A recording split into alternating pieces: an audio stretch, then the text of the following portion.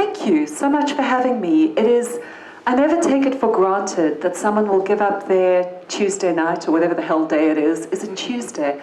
Wednesday? I don't know. I'm so tired. So it's Wednesday. But thank you very much. I'm sure there was better stuff on Netflix, but I'm really grateful that you're here. And it never becomes unexciting to share my research with a group of people.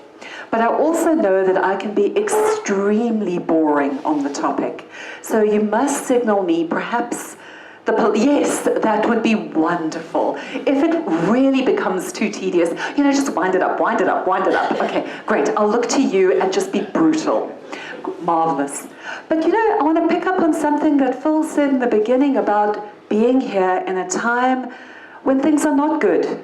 The Republic is not doing well. Things are not good in the country. And we know that we're in a place, this is the most beautiful town ever, by the way. It's my first visit. And I think it's very disloyal, but I have to tell you, I think it's prettier than Stellenbosch. I know. Mustn't tell anyone, but I think it is. It's really beautiful.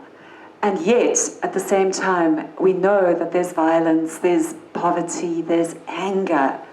But I still think, like Phil said, it's really important to come together in groups to, at this point, think not only about the present, but also the past. And the past can be a great solace, not least because at least we're not fighting the Anglo-Boer War anymore. Things were, I assure you, much, much worse. And there's a comfort in that. There's a strange sort of comfort. The things have been worse. As Jan Smuts used to say, in South Africa, the best and the worst never happen. I live by that. Otherwise, I think I would emigrate. But it's hard. And I think also in looking at history, we find the seeds and possibilities of other futures. And so I do think it is valuable to talk about the past. Of course, I'm paid to say that it's my bread and butter to talk about the past. But I do think there's something of value for anyone.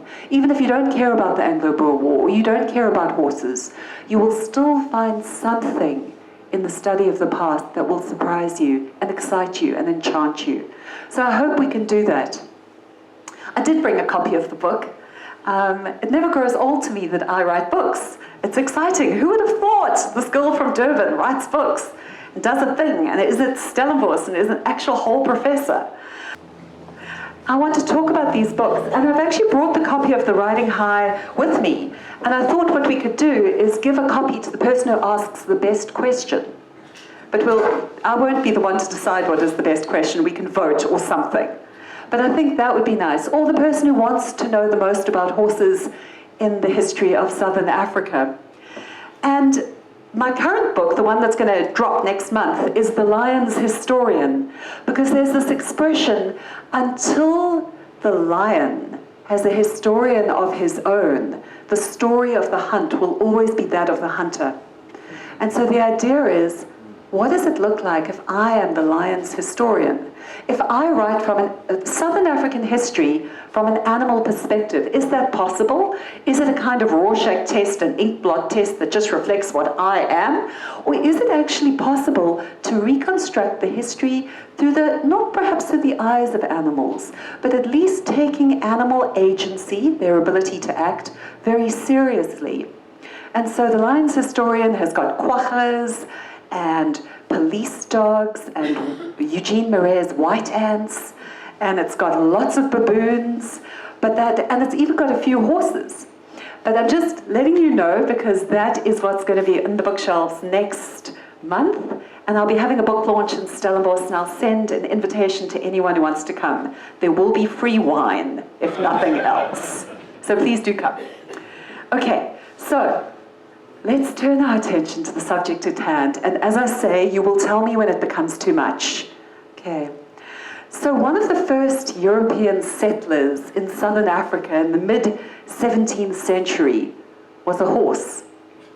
He was an escapee from a shipwreck, and the sailors who came with Van Riebeeck's first few ships used to see him wearing the remains of a rotting rope halter cutting into his face. But he was so wild, he could never be caught. And he was the only horse at the Cape at the time, because we know that the genus Equus of course, is there with our friends the zebra, but the horses weren't. They didn't follow from North Africa and West Africa when the horses were introduced there, because there was a pathogenic barrier, a wall of germs that prevented their coming down from the north. They had to be introduced from the south with the coming of Van Riebeeck. I don't need to tell anyone here the story of Van Riebeeck, right? So we know that in the mid-17th century, a small group of harried Dutch East India Company officials came here to basically open a tuck shop. And in fact, Van Riebeeck, when he set up this little base at the southern tip of Africa, one of the first things he asked for, actually begged for, I've read his letters, was horses. He said, please give me horses. They are as necessary as bread in my mouth. But the Dutch East India Company said, no, you're not supposed to set up a settlement. Why do you want horses? You should not be going into the interior. So why do you even want them? What for? You should be trying to just tame zebras if you can. And Van Riebeeck actually did try it with disastrous results, with the sailor getting mortally wounded. Because if you know anything about zebras, hunters will tell you they're hardcore animals, and they did not take kindly to this ersatz domestication. So that was a terrible, terrible error. But later in the 19th century, they did actually try crossing horses and zebras, which created the Zors, as it's called. And they did actually tame zebras. They never domesticated them. And some even pulled the Maserati Tea Company carriage through Hyde Park in London. But no, they needed horses. And why they needed horses was because they weren't just there to set up a refreshment station. They were actually, or a Snoopy or whatever, they were actually there to, as we know, provision the ships coming round the Cape. But there were incursions on the settlement. At first, things had been quite difficult with the local people, but then things escalated. The local people started having raids on the castle, on the settlement. And so Van Riebeeck thought the thing to do is to get horses, not necessarily to set up a commando system, but actually just to use them as kind of the 17th century equivalent of shock and awe, to use them as a kind of weapon of psychosocial admiration, to show what white civilization could do. The idea was basically impress the locals. So the Dutch East India Company relented and sent a couple of horses, first from Batavia, from the holdings of the Dutch East Indies there, Java, Sarawak, sending these small, shaggy little ponies. But they did the trick. People were very, very impressed. But the one thing to know about this is that it was very difficult to keep them alive. Africa hates horses. I don't know if anyone here has had riding experience or has owned a horse. Put your hand up if you have. Oh, fantastic, I'm with the right crowd. But you know that horses are just trying to die. All other livestock, they're fine, they're sensible. A cow, lovely pig, awesome sheep. Your horse, if you wake up in the morning, you're already anxious. You know it's going to find a way to kill itself during the day. And I have two horses. I tried to just have one, but she surprised me. So I know. Before you judge her, she actually got pregnant from a horse called Sambuca. And I was just thinking, at New Year's Eve, actually. And I just think of all the times Sambuca has led us astray at New Year's Eve. So we don't judge her. But now I have two, and they're just trying to kill themselves. I would be a wealthy woman if I did not have horses. You know the expression, how do you make a small fortune out of horses? You start with a big fortune. And there's even an old Karoo farmer once told me when I was doing my oral interviews, all of God's creatures are perfect, but the man in the sky might want to try redesign the horse one more time. So we know Africa is trying to kill the horses. It's got, initially at the Cape, Van Riebeeck really suffered with the big predators, but also with a panoply of different diseases, which I'll come to. But I do think it's kind of important to sketch the scenario of how horses are in the first place at the southern tip of Africa. The project was white civilization. But of course, this is not a technology you could keep in one ethnic group's hands. And this immediately spread out. We know different groups. We know, of course, Basotho land was built on the back of a horse. King Moshesh, an incredible leader, visionary in a way, guided by some very sensible missionaries, had a kind of modernity predicated on owning horses, and he captured the market in it, and that's what actually allowed Lesotho, Basotho land, to remain free and independent for a long time, despite the depredations across the Orange River.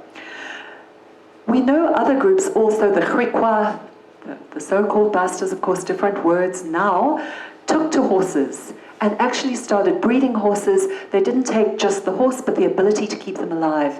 And very often, they were the ones teaching the white settlers how to keep horses alive, because they had the local knowledge of how to keep sheep alive, to keep cattle alive. And so Boers started the people who came to be known as Boers, started learning from local indigenous knowledge about the transhumant movement of horses. With the first frost of May, you could bring the horses down from the high ground, they would be safe. That is all learned from indigenous knowledge, which we now know from actually Kun or Ku communities. I find this extremely interesting because, of course, there was no indigenous tradition of keeping horses alive. There was a tradition of course, we don't say Hottentot now, Ku or Kun, of riding cows, cattle, oxen, also into battle. An incredibly well-trained, fascinating subculture that the local Boers kind of hybridized with their own way of keeping horses alive. So there was an unseen hand, or should I say hoof, shaping Southern African history. People could go where horses could stay alive.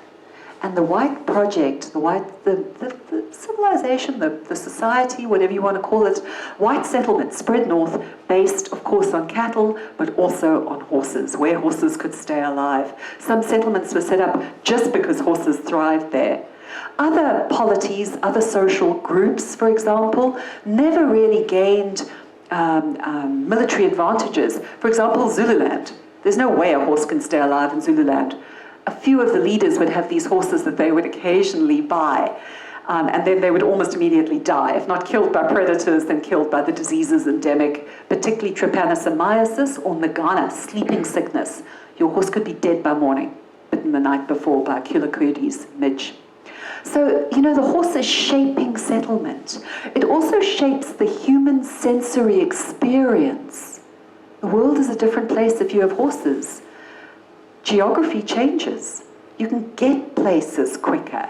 It changes the very nature of distance. It changes the kind of person you might meet and marry. So literally, the strange species, the horse, changes the genetic composition of people. You're meeting different people because you can travel much further in a relatively short space of time. These are all kind of the unseen puppeteer hands of the horse, shaping what happens in society. But of course, that is not the horse's agency. The horse is not choosing to do that. And at the same time, it's shaped by the constraints of disease, being held back by disease. So, and this is picked up on immediately by local people. For example, I just wanted to say one more thing about that. Local bushmen, for example, quickly realized when the horses were weak, when they were sick, and they would attack then. We've actually had wonderful oral traditions that tell us this, that the idea was to look at these creatures when they are weak. The settlement is weak. That's when we attack. And I find that very interesting, that horses could be this very vulnerable proxy of white settlement. But that isn't what I want to talk about today. All of that was just a preamble, so you do see why you have to keep an eye on me. Because I want to talk about the war. I want to talk about the war. I want us to talk about the Anglo-Boer War. It has become the norm to refer to it as the South African War. The idea is that that includes then not just the English and the Afrikaners or Boers, but also Africans who were very much involved in this war. But I don't find it helpful. I am one of the few kind of conservatives who still call it the Anglo-Boer War, because, my God, all of our wars were South African. This is an outsider's view. This is what the English would have called it. In fact, of course, they did. All of our wars are South African wars, so I don't find it useful. I think it's completely fine to call it the Anglo-Boer War, but then just sort of mention that, of course, we know there were 100,000 black Africans involved and 16,000 to 20,000 black African deaths as well. So, of course, if we just acknowledge that, we can use the nomenclature that to me makes sense. Does that make sense to you? Yeah. Because I know it has become quite fashionable to say South African War, but I'm not into it. So I also want to say there's a strong measure of irony that this animal that I've said to you has changed human society, economy, politics to such a great extent can itself be killed by a simple change. A simple change in routine. Too much water, too little water, a wrong kind of food, an alien plant, a pathogen it's not used to. All of these things can quickly kill a horse. And those are exactly the things a war in a foreign country will present to a horse. And that segues rather nicely to the war itself. If you've got, by the way, I want to say, if you want to interrupt at any time or ask a quick, like a factual thing that you just needed to know, perhaps, just to help with the discussion, don't hesitate to ask. That's absolutely fine. So I wanted to say, I don't need to recap the story of the war, of course. We all know about it. To wage British hegemony in southern Africa, the Boers to defend theirs in the two Boer republics. And of course, it escalated. The war, the British thought it was going to be a little tea time war over by Christmas, don't you know? And of course it wasn't. In fact, in the early stages of the war, the Boers gave them a run for their money. And it ended up being an astonishing 500,000 British soldiers involved in the war over time, and really an alarming number killed. The War Office calculated that 22,000 of the British forces died, and for the Boers, and I suppose there were about 90,000 Boers fighting, for the Boers there was actually more proportional loss. There was about 7,000 combatants dead, which out of 90,000 is proportionally higher. But the real death were not the soldiers. It was the concentration camps here. So 27,000 probably died in the British-run concentration camps. My great-granny was in the camps. Lovely woman, very odd, apparently. But after the war, she used to just say, the British are not a bad people. They just don't know how to run a good concentration camp. Granny. So yeah. But at the time, it was this incredible toll, not only on human life and society, but also on the landscape. Because, of course, we all know that after the guerrilla phase of the war kicked in, Roberts introduced scorched earth policy. And the scorched earth policy was precisely that, the most devastating transformation of the landscape, the killing of the animals, the burning of the crops, the burning down of homesteads. And you see the photo here in the top, the burning of a homestead, burning of the crops, destruction. So it wasn't also just the land, it was the animals. This war took a tremendous toll on animals. 300,000 horses died on the British side. I mean, it's almost impossible for me to even visualize that. It was 67, I've worked out, it was 67% of the horses involved. This attrition rate is unbelievable. And it's actually what shocked the British into pulling themselves right. And it's why so many horses survived World War I. Because a guy called Frederick Smith, who was in charge of the veterinary department, spoke out at the House of Lords, the House of Commons, against this, what was called at the time, a holocaust of horses. Because it was, and I'll explain why and the impact it had on the war. Now you must remember, this was almost the last time this kind of war was waged, this kind of war that had been waged for millennium, mass cavalry charges. This was the war that started seeing that change. I mean, this was a hell of a war in a lot of ways. The most expensive in financial terms and in mortality of all the colonial wars Britain fought. They weren't expecting the Boers to be this good, but they were. But the effects of that were horrific. And so they pivoted, they shifted, they said, you can't win against guerrillas in this old-style cavalry charge. So in essence, the use of horses shifted to a kind of transport for infantry. Roberts said the rifle is going to win this war. But horses couldn't be done away with. Horses and mules. Mules were also very useful. They're kind of the forgotten equid in this conflict. So they did pivot to kind of mounted infantry. So you'd ride there and then. But many of the wars, of the battles, were still, of course, fought in precisely this old way, involving the body of a horse. So as the war correspondent and bush poet Banjo Patterson, I don't know if any of you know his work, Banjo Patterson, he's this Australian guy who shows up to fight the war. He said, he had a little poem that said, Johnny Boer don't believe in front attacks or charging at the run. He fights you from a koppie with his little Maxim gun. And that's precisely the point. That was what was happening. So we know about the sieges, we know about the initial success of the Boers, Ladysmith, Kimberley, Mafeking, but then, of course, this new phase, the guerrilla phase, the scorched earth phase. And in terms of horseflesh, it just burned through horse bodies. And so the British Army, who were astonishingly ill-prepared, as I've said, for this little tea time war that was going to be finished before Christmas, had to get horses. So first they turned to the old remount system, and this was a kind of system where they'd been paying people a little bit of money in England and Ireland, just a little bit, almost like on retainer, that in the event of a crisis, we will requisition your horse. And so people who owned omnibuses, people who were master of the foxhounds, people who owned horses, who never thought there'd be this kind of war, would be getting a little bit per month, never thinking their horses would have to be requisitioned. Well, of course, now they were. So they first turned to England and Ireland to bring these horses. But these horses were big. In Afrikaans words, they would say they're lomp. Does it make sense? Lomp. One of the Boer generals, I forget which, said, yeah, they're not doing too badly for people who ride elephants. But they didn't suit the environment. You know, you had to feed them a lot. They were not used to the veldt.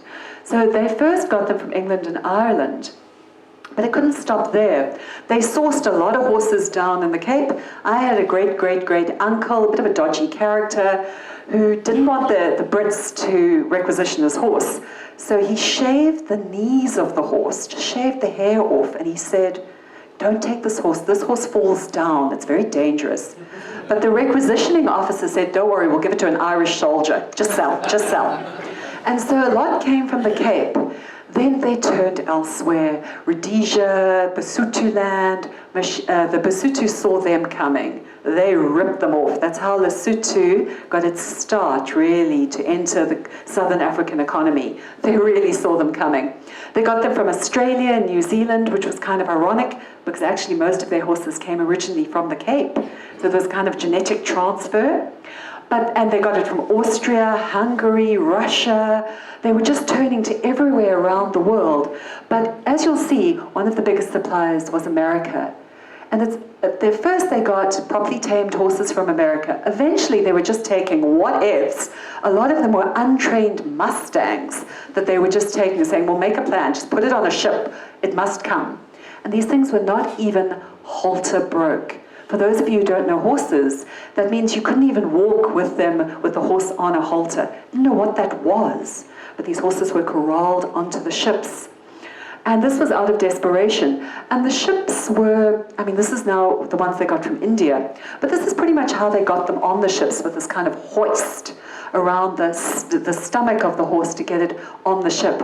What else are you to do? So there was some attrition in that. Not all horses take to it. It was very difficult, actually. And many horses actually died at sea. This one has died. And they're just chucking it overboard. The sharks would follow the ships, because what can you do? And the horses would stand in their stalls on the ship, and they couldn't go anywhere. There was no movement, and they would just stand. There was maybe, if they were very small, they could lie down, but maybe not. And it actually reminds me of very harrowing stories you read about the Middle Passage of human enslaved people. You know, the horses would be standing in their own poo, on their own urine, burning the hair off their legs. The officers were, let us say, not of the first water. Third-rate officers gravitated to this kind of position. The muleteers, the ones who came from America to bring the Mustangs and the mules from America, they were like basically felons. They just needed a free ticket to some other part of the world. One of the officers did a search of his muleteers, and there was a little pile of straight razor blades, knives, daggers. These were hardcore men. They were not into caring for horses, and they didn't know much about it either. And this was a big problem. The attrition rate on the horses on board, wasn't bad. It was about 4%. So, 96% of them would make this passage. This is a horse that's being offloaded in Port Elizabeth. But as one commentator, war correspondent said, horses do not make good sailors. So that even if they survived this horrifying journey, they arrived in southern Africa, malnourished, their immune systems weakened, ready to get off the ship and face this unknown place with unknown pathogens, unknown parasites, people who didn't know how to take care of them as well. And then sometimes it was even worse because they'd be coming from Britain in our summer, but Britain's winter, with long hair, their winter coats, and then they're straight into the Southern Hemisphere summer with these winter coats and just overheating. And this is something that can also kill horses. It was just an incredible travesty of a situation. Very little thought was given to the individual cultures of horses. The horses they got from Argentina, what they do in Argentina, they normally have them in these little groups with what's called a bell mare. A little mare in the front, like an older mare, quite wise, with a bell around her neck. And she leads the little herd of horses, and they feel safe with her. But the guys doing the buying of the horses were like, no, we don't want this elderly mare, please. They left her behind. So a lot of these horses had never been without a bell mare in their lives. You don't think of that if you're a requisitioning officer working for the British Army. You don't think a horse is going to be scared to be without a wise mare. But that's the kind of thing that historians do need to think about, because that helps explain why so many of these horses simply died when they arrived here. And partly it was this kind of immune system compromise because of extreme anxiety. Horses are fragile creatures. The remount department, the people in charge of organizing the horses, the remount depot, was set up in Stellenbosch. And it was for losers. It was for officers who needed to be punished, people who had failed in something and sent into this kind of career Siberia. If you had committed some sort of strategic error, you had annoyed your commanding officer, you were sent to the Stellenbosch remount depot. And I often think of that as a professor at Stellenbosch because it actually became a verb. To be Stellenbosched was to be sent into exile and humiliated as someone who has failed. And it's a very unfortunate verb, but here we are. And in fact, the head of the remount depot in Stellenbosch sank into such a depression after it became a verb popularized by the poet Kipling that he shot himself. It's all very extreme. But anyway, I wanted to show you, I suppose I should give some sort of warning before I show this kind of photo. My students always say they want something called a trigger warning. Do you know about this? No.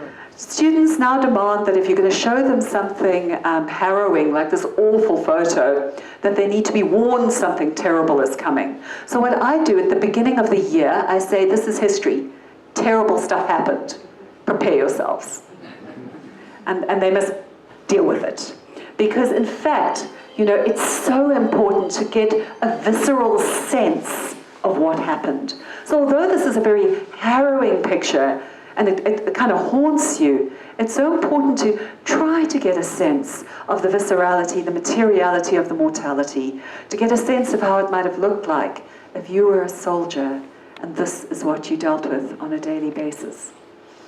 So the other thing to recall is that nobody knew from these officers how to keep horses alive. One of the horses that was afflicted by African horse sickness, he just didn't know what the disease was. So he gave the horse quinine and half a bottle of gin, which I personally find quite soothing when I'm not well, but the horse did die. So you know, here we are. So I also wanted to talk a little bit about horses that died in combat. Strangely enough, that wasn't the biggest killer. It was not likely that you'd be more likely that you'd be killed in battle than if you had killed for some other reason, mainly disease, malnutrition, stress, whatever it was. And that's because, especially towards the end, you know, it was more mounted infantry. They wouldn't be in all the battles. But I also wanted to just read out a couple of quotes. General Viljoen, for example, said that it was a very strange sight to see the whole Transvaal government on horseback. He said not all the people had got used to this form of governing, and they had great trouble with their luggage, which continuously fell onto the road. But it's true, the Boer government at some points was totally mobile, had to be on horses. And it's so interesting to think of being able to govern the republics thusly, but being able to move every night. So I also wanted to say that as time went by, the fodder ran low. This was exacerbated, it was made worse by the scorched earth policy. So sometimes Boer soldiers had to raid African settlements for food for their horses. Some of them managed to grow secretly some crops on some farms that weren't burned. And they would also confiscate anything they took from any British they defeated. So sometimes the starving horses just were so obviously going to die, that on both sides, by the way, because the British could just not keep the food going. Sometimes the horses were so obviously going to die that it was kinder just to release them, let them go and take their chances in the veldt. And I've got a little quote that I want to share with you because it's really poignant. A British soldier said, "One of the most pitiful things I've seen in all the war was the terror of the cavalry horses at being turned loose on the hills and not allowed to come back to their lines at night, the soldiers at night. All afternoon, one met parties of them strolling aimlessly up the rocky footpaths. They were poor anatomies of death with skeletal ribs and drooping eyes. At about 7 o'clock, 200 or 300 of them gathered on the road. They tried to rush past the brigade to the cavalry camp, where they thought their usual food and grooming and friends were waiting for them. But they had to be driven back by mounted Basutus with long whips, till at last they turned wearily away to spend the night on the bare hillside." I mean, it breaks your heart. Because especially those of us who know horses, we know how at night they'll whicker to you. Food time, Mom." And I can just feel viscerally how it pained the soldier to turn his comrades loose and say, "You're on your own, mate." It's very hard to leave a comrade behind. But that said, even in wartime, there was some semblance of normal life. And it was hard to control the mares, as I have learned from my own mare. And this is a photograph taken by a war correspondent, just even in the midst of the horror of war, there is still birth and beauty. Of course, there is a dark side. The next day, you have to keep going. The foal's not going to keep up. This particular foal was okay, according to the correspondent, because the camp was there for a while. But mainly, they would be left behind, little corpses in the veldt. And yet, you know, and here I also another trigger warning, Margesfontein. An evocative description captures a sense of this combat. I'll read you the quote. "The guns opened fire, and from the very first shell stampeded all the troop horses. The poor, maddened brutes came tearing past us and leapt on our horses.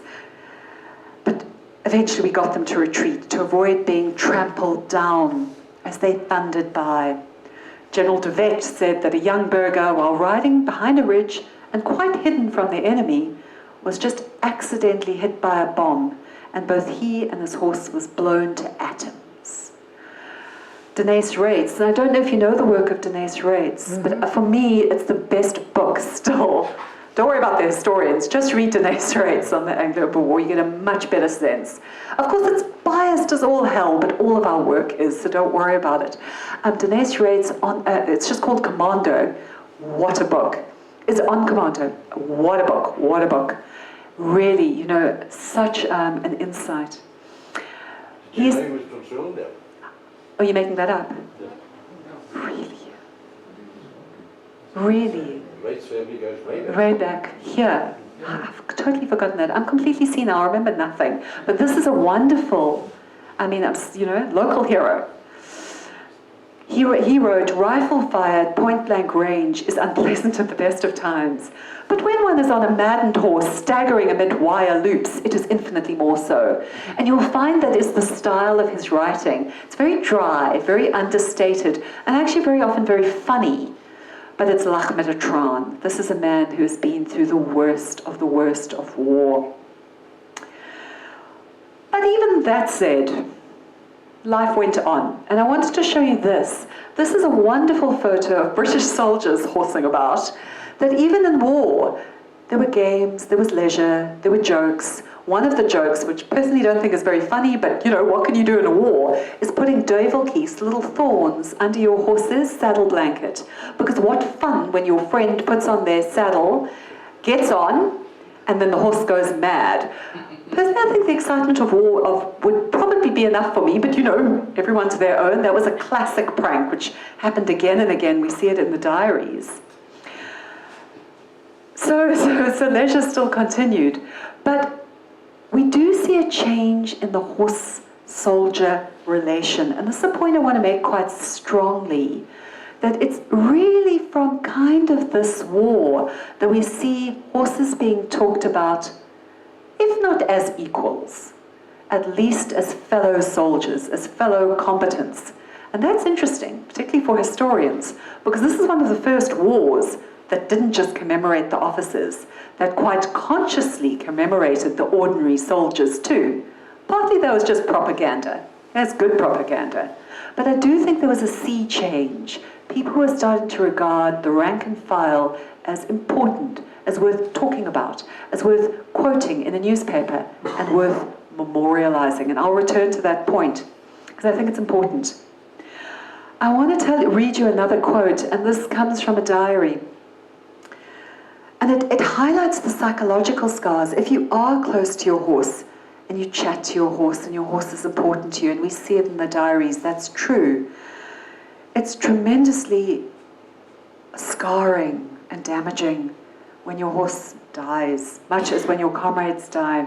A war correspondent said, overhead, betwixt the smoking earth and sky, flocks of vultures come and go. To them the sound of guns is music. It's their summons to a banquet. A horse drops wearily upon its knees. It looks around dumbly and then turns its eyes upwards towards the skies, with an almost human sob in the intensity of its pathos. When conditions, I find it very interesting that when conditions permitted, if they weren't in the heat of battle or fleeing, they would actually bury their fallen horses rather than eat them. These are hungry men. At some point they turned to eating their own shoe leather, but it was impossible for them to eat a fallen comrade. When Denise Rates, who is from Swellendam's horse, Malpat, mad horse, died, the commando climbed down to pay a last visit to his carcass. And the British soldiers would also try to stop the vultures from settling on the corpses. He talked about the vultures coming in a revolting mass of beaks and feathers above the fallen steed.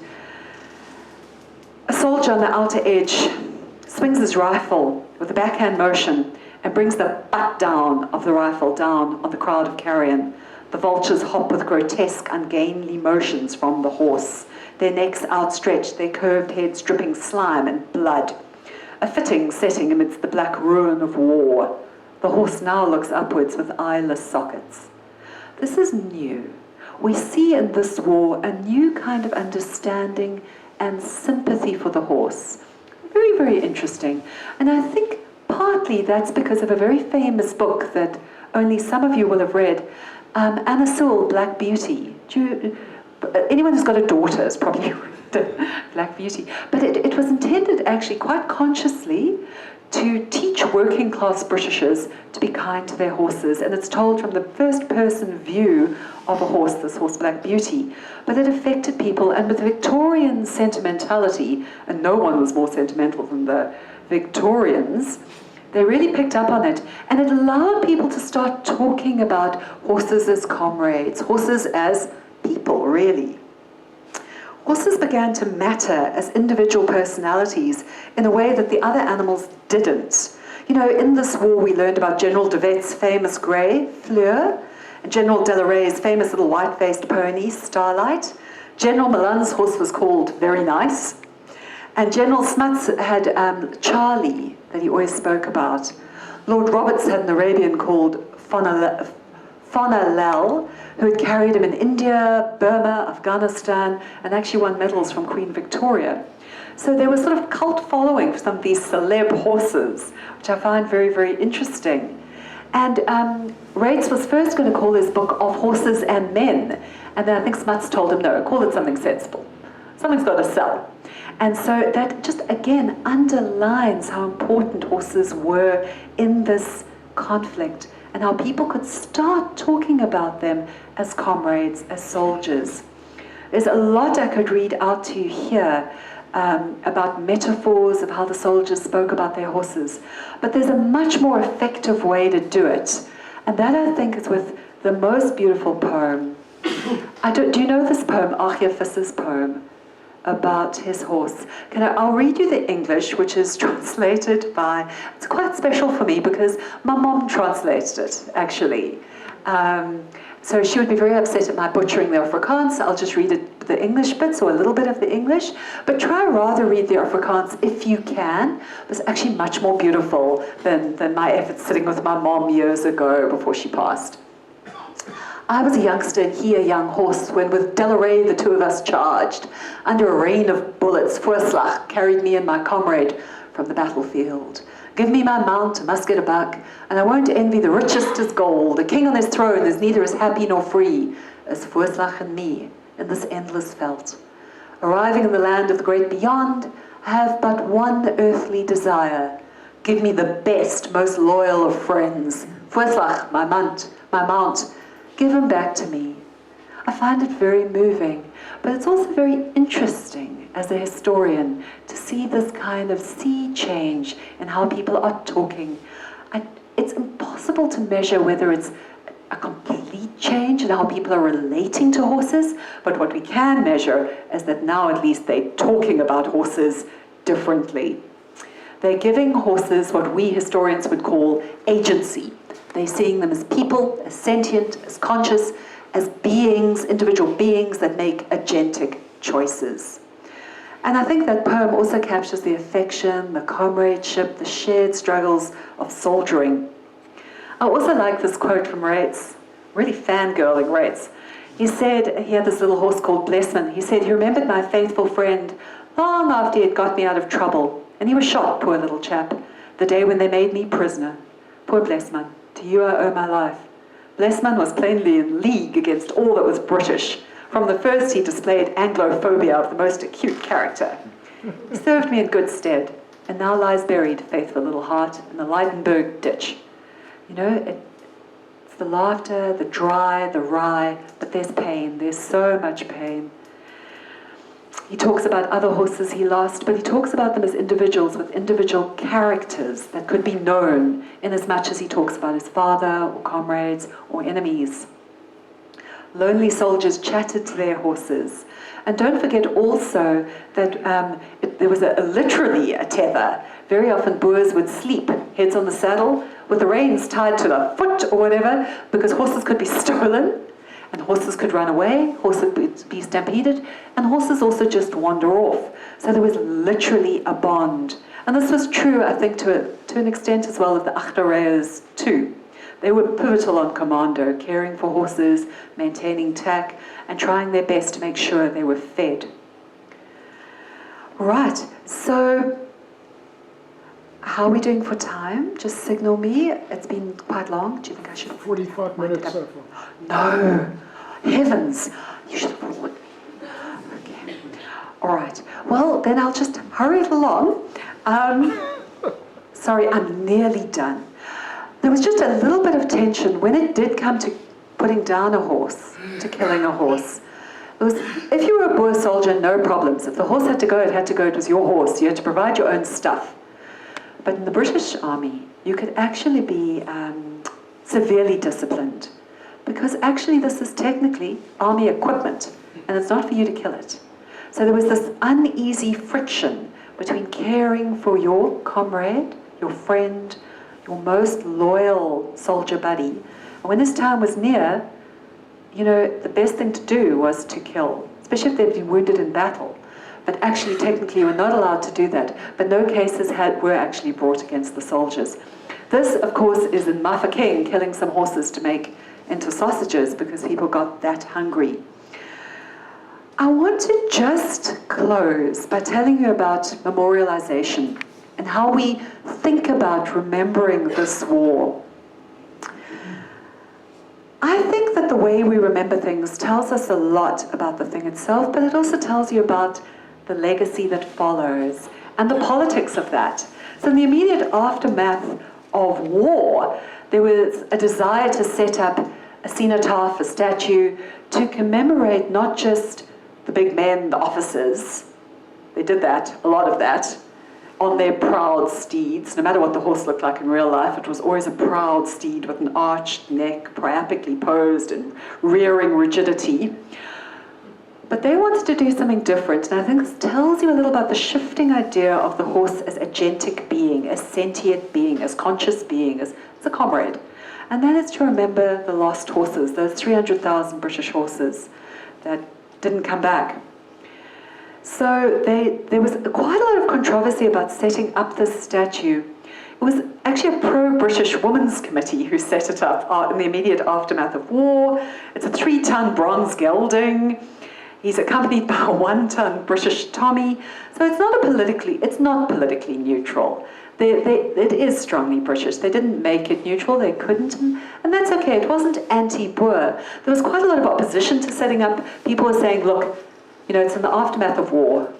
We're just coming right from the scorched earth policy. Should we really be wasting our money like this? It's sort of like in South Africa with that gigantic flag they wanted to put up. You know, the Republic is in crisis. Do we need a gigantic flag? No.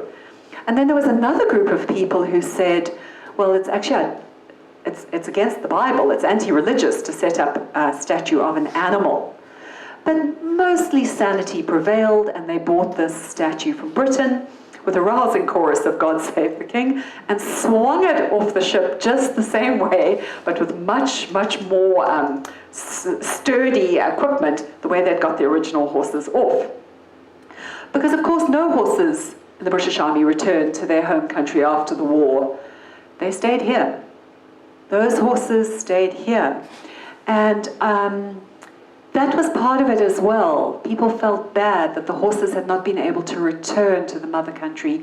But of course, most of them hadn't come from the mother country. It was impossible to return them to their home countries. Neither would they have wasted the money. So by the end of the war, there were over 130,000 horses still here, and these remnants of empire were sold to local farmers. So the horses, accustomed to the fields of England and Ireland, the steppes of Central Europe, the pampas and the plains of the Americas, found a new home on the Platteland and the Highveld. And they transformed the equine gene pool of the Southern African herd. I was also quite moved, and this is part of the memory. This was the motto written on the statue. The greatness of a nation consists not so much in the number of its people, the extent of its territory, as in the extent and justice of its compassion. This was erected by public subscription in recognition of the gallant animals which perished in the Anglo-Boer War, 1899 to 1902. Crisp but poignant, and I think very true. Yes. Port Elizabeth. I should have said it's in Port Elizabeth. And this is how a close-up looks. But many of you might know that a few years ago, we live in an age of toppling statues. And this was done. And, you know, here we are. We started with some troubles in town at the beginning of the talk. We've come back to troubles in the country. But perhaps the people knew the history of why the statue is there. You know, the incredible equine horse story, the horse holocaust of what happened, the beginning of understanding of horses as conscious beings. They would not have done this. We live in an age of toppling statues. One by one, the big men on the big horses are unseated and they come crashing down. Perhaps, having listened to my story, at least what we can do is leave the horses up if the guys come down and remember what they did. Thank you. Well.